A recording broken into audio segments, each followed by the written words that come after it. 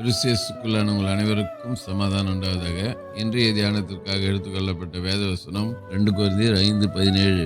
இப்படி இருக்க ஒருவன் கிறிஸ்துக்குள் இருந்தால் புது சிருஷ்டியா இருக்கிறான், பழையகள் ஒழிந்து போயின, எல்லாம் புதிதாயின. ஆமென். இந்த வசனத்துல பவுலடியார் ஆவியானவர் மூலமாய் கொடுக்கிற ஒரு ஆலோசனை, ஒரு செய்தி என்னன்னா, கிறிஸ்துக்குள் இருந்தால் நம்ம யாரா இருக்கிறோம்? புது சிருஷ்டியா இருக்கிறோம். இப்போ புது சிருஷ்டியா இருக்கும்போது பழையகள் ஒழிந்து போயினன்னு சொல்றாரு. ஆகவே நாம் கிறிஸ்து ஏற்றுக்கொண்ட பிறகு கலாத்தியர் 5:19 21 சொல்லப்படுகிற அந்த பழைய மனுஷனுடைய சோபங்கள் இருக்கக்கூடாது. இதுக்கு பதிலாக அதே கலாத்தியர் 5:22-23 சொல்றாரு, புதிய சிருஷ்டிக்குரிய சுவாபங்கள் அதில் இருக்குது, ஆவியின் கனிகள். ஆகவே நாம் ஆவியின் கனிகளை கொடுக்கிறவர்களா இருக்கணும். இன்னும் நான் கிறிஸ்துக்குள்ள இருக்கிறேன்னு சொல்லிக்கிட்டு மாம்சத்தின் கிரிகளை செயல்படுத்தினா அதுல பிரயோஜனம் ஒன்றும் இல்லை. புது துருத்தியில பழைய ரசத்தை ஊற்றி வைக்கிற கதை. இப்போ புது துருத்தியில பழைய ரசம் அந்த சிந்தி போயிடும், துருத்தியும் கெட்டு போயிடும். எனவே இந்த ஆண்டின் இறுதியில வந்திருக்கிறோம். 2024 ஆண்டு முடிக்க போறோம். ஒருவேளை இந்த 2024 ஆண்டுல புது சிருஷ்டின்னு சொல்லிக்கின்னு மாய்மாலம் பண்ணியிருந்த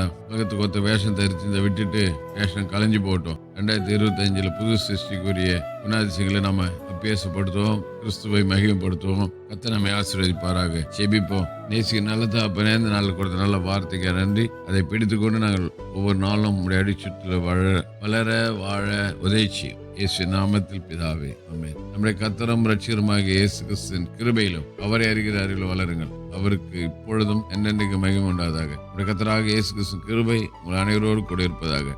ஆமென், ஆமென், ஆமென்.